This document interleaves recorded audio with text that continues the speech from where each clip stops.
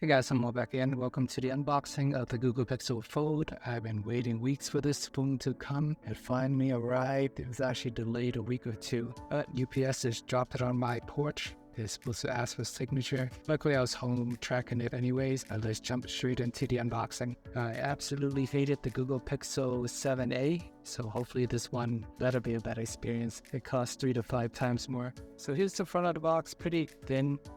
Got the Google logo on the side, the Pixel Fold and the phone itself in the front. Nice good looking box. Samsung, for whatever reason, on the Galaxy S23 series, they made it look so ugly with a terrible box in the front.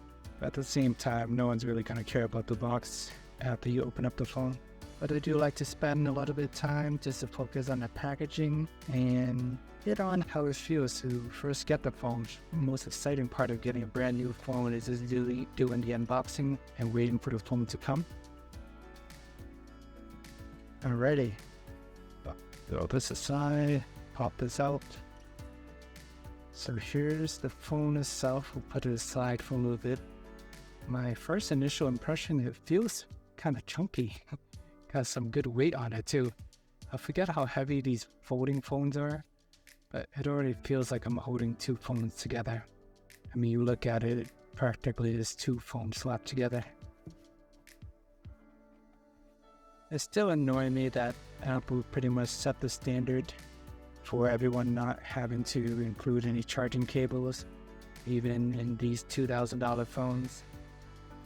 Technically, this one costs $1,800, but after taxes and everything, it's basically $2,000.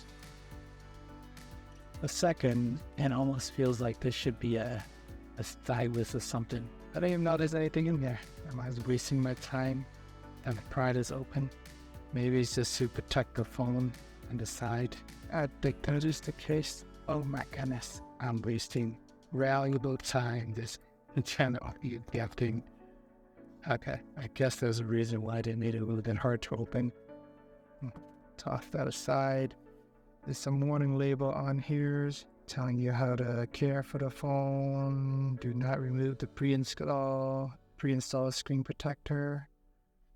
Basically, keep that on. They don't want you ruining the screen. Here's the quick start guide. USB-C, and you get this little data transfer dongle. Yeah, no more charging brick. So this is a 256 gigabyte model. This is day 0 or day 1. I'll decide on it later. It's depending on how much use I get out of it. Alright, here's the phone itself. Right away, you do notice this giant crease is still there. So, early technology, I'm not sure if it will ever go away. Maybe it will take 5-10 years, or maybe it would never happen. People would just, companies might just pivot away from these folding screen in general. It feels really good in the hand. Good weight. I like the curved edges. It fits nicely in the palm. It's not jabbing me or anything like that. And actually on the left-hand side is slightly sharper. So got some good weight there. Got the volume rocker, power button. I'm going to try to power it up, see if we got any battery. There it is. So on the front, I do love this passport design. This is my first time holding a Pixel Fold, and I just like the way that it feels, minus the fact that it is really heavy. You don't mind having a heavy phone, and it might be worth a shot, and you got $2,000 laying around. But yeah, got some really good weight to it. But for folding phones, I always think that it is crucial to have a usable outer display. As much as it is nice to have a large display, it's not often I'm really gonna open it up and spend a lot of time on the inner display. It's just the outer one is easier when you walk around because it was in your pocket, take it out and use it real quick. With one hand, it's not always feasible to try to open this up with two hands to use it. And this is definitely a two-hand phone, no safe way to prep. It actually has a magnet here so you can poke your finger in, maybe push it open. Oh God.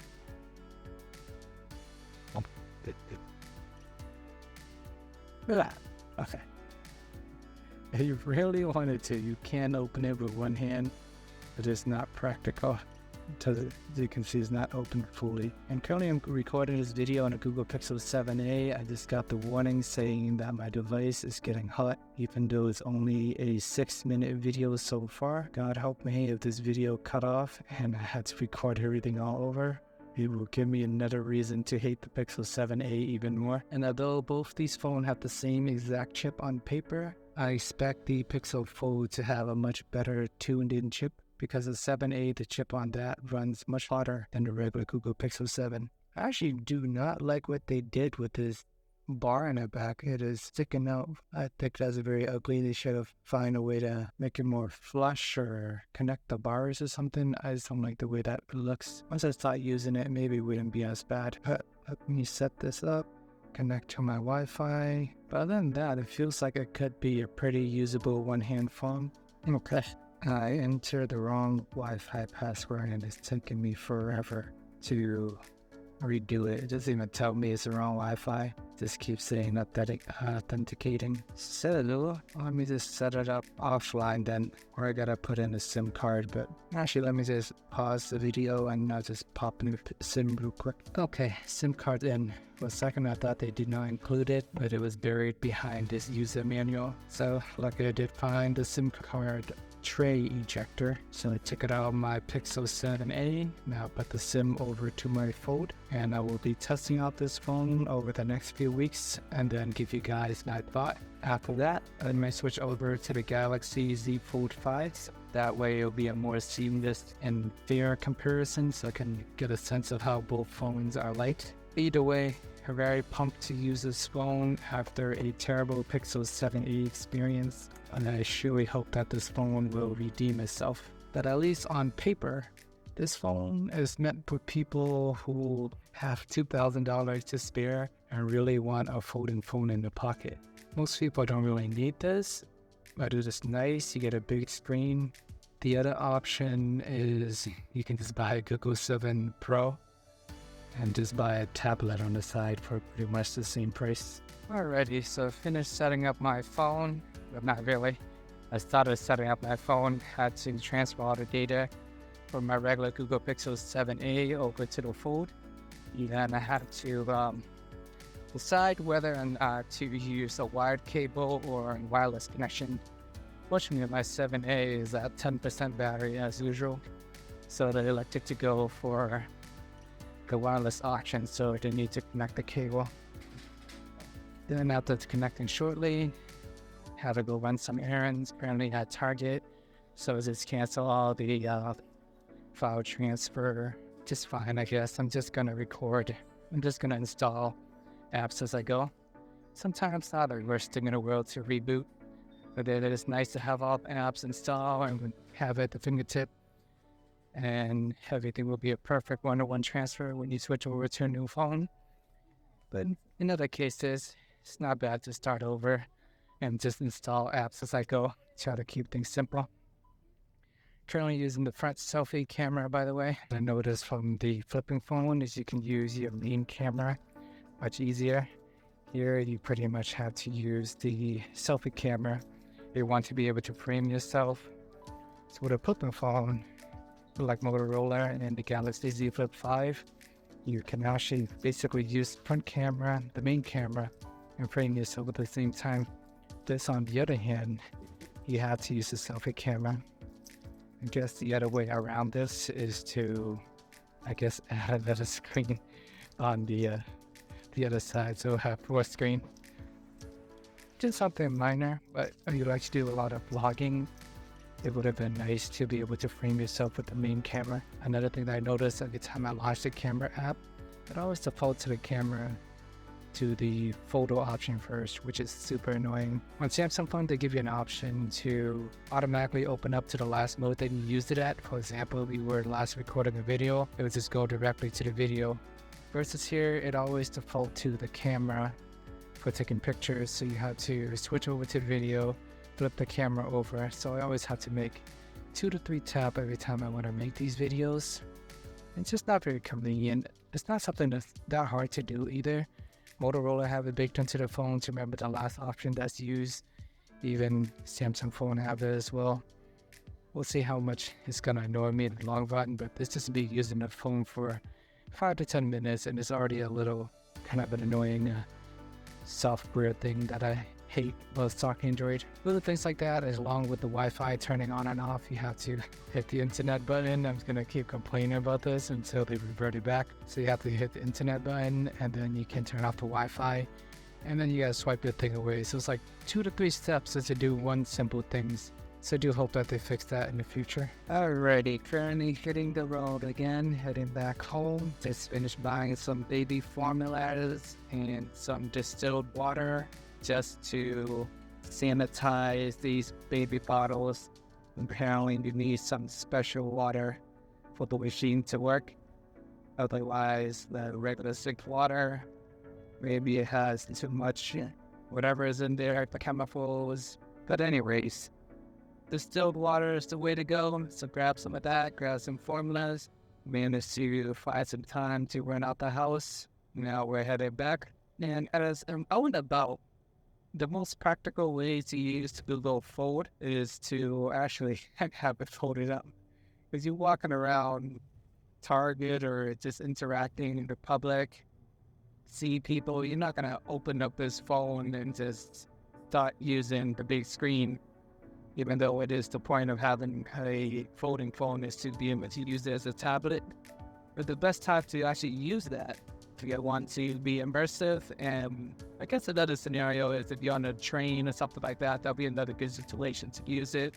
When you're walking around, it's not ideal. Because you're traveling, you go on an airplane, basically when you're bored to yourself, that'll be the best time to actually use the Pixel phone. But if you're walking around, the best way to use it is to have it folded up. So right now I have the phone mounted into my wireless charger and recording this video as I drive. And when I first used it as a GPS, I did notice it is significantly smaller than the Pixel 7a, weirdly. 7a just feels longer. This one just feels more like a passport shape. It's shorter, fatter. As when I'm driving around, the roads ahead better. I mean, I'm not usually looking that far ahead, but I'm just used to looking at the bigger screen. And just in general, stop.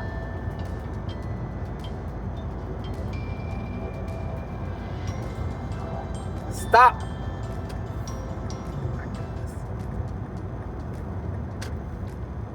Another pet peeve about these Google alarm is they advertise that you can just yell at it to stop. I mean, it does work, but I feel like I have to scream at it. I can't just say it normally because the alarm just went off on my Google Pixel 7a, which I'm currently using as a dash cam while I'm driving. But it's not the end of the world.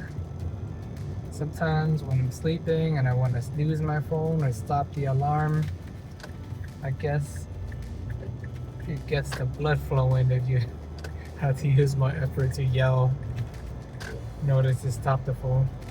And at that point, you might as well just get up, right?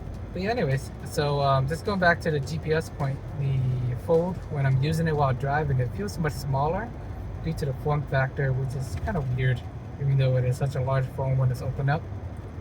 But when walking around, I mean, I didn't spend that long at Target. I just used the selfie camera to record videos, and now I'm heading back. But I do like the form factor so far. It fits nicely in a pocket.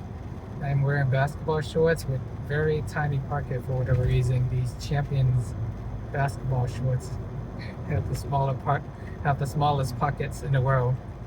I feel like the Nike ones have better pockets. So it fits nicely while walking around, which is good. Currently recording this video for 5 minutes. I don't see any warnings yelling at me saying that the phone's getting hot yet, which is something that would happen pretty often when I had the Google Pixel 7a.